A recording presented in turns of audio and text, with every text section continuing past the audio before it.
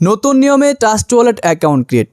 এখানে অনেকেরই প্রশ্ন থাকতে পারে, ট্রাস্ট ওয়ালেট তো একটাই, তাহলে অ্যাকাউন্ট খোলার নতুন নিয়ম হলো কিভাবে?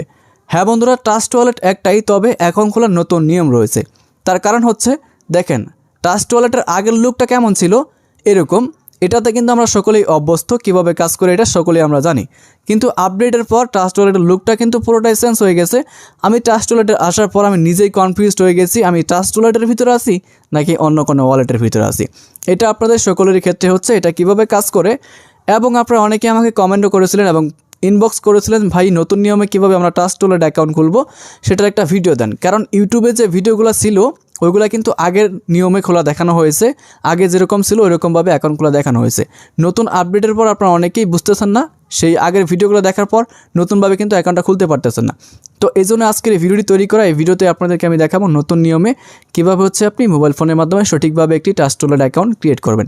চলুন আজকের এই ভিডিওটি শুরু করা যাক।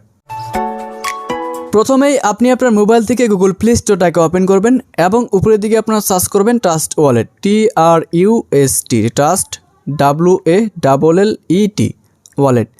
এটা লিখে সার্চ করার পর প্রথমে আমাদের সামনে এরকম একটি অ্যাপ চলে আসবে। দেখেন আপডেটের পর কিন্তু ট্রাস্ট ওয়ালেটের কিন্তু লোগোটা চেঞ্জ হয়ে গেছে।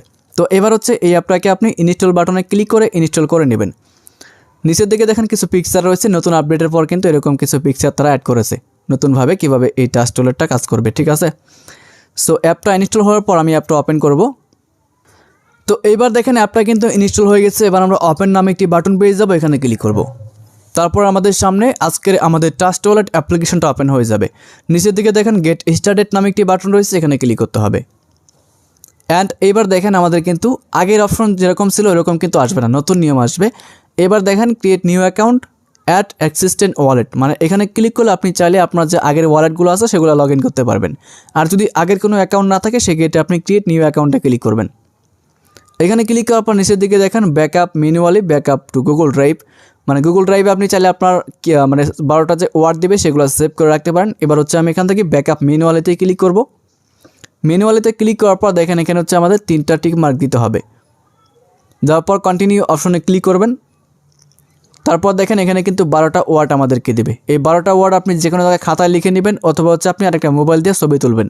এটা কিন্তু কখনো স্ক্রিনশট হবে না। দেখেন আমি স্ক্রিনশট দেওয়া ট্রাই করি। এই যে দেখেন কি লেখা উঠছে, can take screenshot due to security, মানে এটা কিন্তু স্ক্রিনশট হবে না, আপনাকে যে কোনো জায়গায় স্টেপ বাই স্টেপ লিখতে হবে। 1 নম্বর যেটা আছে 1 নম্বরে লিখলেন, 2 নম্বর যেটা আছে 2 নম্বরে লিখবেন। আর যদি মোবাইল থাকে আরেকটা, তাহলে আপনি মোবাইল দিয়ে ছবি তুলবেন। তোলার পর আপনি কি করবেন, কন্টিনিউ অপশনে ক্লিক করে দেবেন। তো আমি এটা লিখে নিচ্ছি, আমার এই মুহূর্তে যে মোবাইলটা আছে এটাতে আমি ভিডিও করতেছি, এবার আমি এটা খাতায় লিখে নিচ্ছি। তো প্রিয় দর্শক, এখানে যা যা আছে দেখেন স্পষ্টভাবে কিন্তু আমি একটা খাতার ভিতরে লিখে নিয়েছি। এখানে দেখেন স্টেপ বাই স্টেপ 1 থেকে শুরু করে 12 পর্যন্ত কিন্তু আমি এখানে লিখে নিয়েছি। তো এবার হচ্ছে আমি মোবাইল এখান থেকে কন্টিনিউ বাটনে ক্লিক করব এবং এখানে দেখেন বন্ধুরা আমাদের কিন্তু 12টা ওয়ার্ড এখানে থাকবে। তো এখান থেকে কিন্তু আমাদের সিলেক্ট করতে হবে 3টা ওয়ার্ড সিলেক্ট করতে হবে। যেমন হচ্ছে দেখেন 1 নম্বরে কোনটা ছিল, সরি আমি সিলেক্ট করে ফেলছি। সিলেক্ট করলে সমস্যা নেই, আপনি চেঞ্জ করতে পারবেন। তো 1 নম্বরে কোনটা ছিল সেটা আমি খাতা থেকে দেখে নেব। দেখেন 1 নম্বরে ছিল আমাদের সেভ, তো আমি এখান থেকে সেভই সিলেক্ট করে রাখছি। এবং এই যে দেখেন 4 নম্বরে কোনটা ছিল, তো এবার খাতা থেকে আমাদের দেখতে হবে 4 নম্বরে ছিল হচ্ছে আপনার HARS হার্স, তো আমরা এটা সিলেক্ট করব। এই যে দেখেন এটা প্রথমে রয়েছে, এটা সিলেক্ট করব। এবং 7 নম্বরে কোনটা ছিল, দেখেন 7 নম্বরে ছিল হচ্ছে আপনার টোর্স, TORCH টোর্স, এখান থেকে আমরা টোর্স সিলেক্ট করব। এই যে দেখেন TORCH এখানে রয়েছে। তারপর দেখেন এখানে 10 নম্বরে কোনটা ছিল, 10 নম্বরে কোনটা ছিল দেখবো আমরা এখান থেকে। 10 নম্বর ছিল অর্ডার, এই যে দেখেন অর্ডার রয়েছে, সিলেক্ট করলাম। তো এখন কথা হচ্ছে আগে কিন্তু এরকম ছিল না, আগে কিন্তু আমাদের 12টা ওয়ার্ডই লিখতে হয়েছে, তাহলে কিন্তু আমরা অ্যাকাউন্টটা খুলতে পারছি।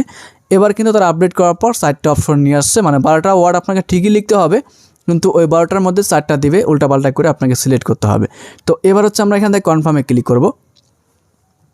দেখেন এখানে কিন্তু ক্রিয়েট পাসওয়ার্ড নামে একটি অপশন রয়েছে, এটা হচ্ছে আপনার লগ ইন পাসওয়ার্ড। এটা কিন্তু কোনো পাসওয়ার্ড নয়, এটা হচ্ছে আপনার সিকিউরিটির ক্ষেত্রে ট্রাস্ট ওয়ালেটের ভিতরে কেউ যেন ঢুকতে না পারে আপনার এই লগটা ছাড়া, তাহলে এই জন্য কিন্তু এটা দেওয়া। তো আমি একটা লগ এখানে দিয়ে দিচ্ছি 0174000। সো দেওয়ার পর দেখেন ফাইনালি কিন্তু আমাদের ওয়ালেটটা ক্রিয়েট হয়ে গেছে, ওয়েলকাম অ্যাবোর্ড। তো আমরা এখান থেকে ক্রস করে এটা কেটে দিচ্ছি। সো কেটে দেওয়ার পর দেখেন ফাইনালি কিন্তু আমাদের ট্রাস্ট ওয়ালেট অ্যাকাউন্টটা ক্রিয়েট হয়ে গেছে। সো এবার কিন্তু আপনার কোনো কাজ নাই। এখন এই ওয়ালেটে চাইলে আপনি যে কোনো ডলার আনতে পারবেন এবং কাউকে পাঠাতেও পারবেন।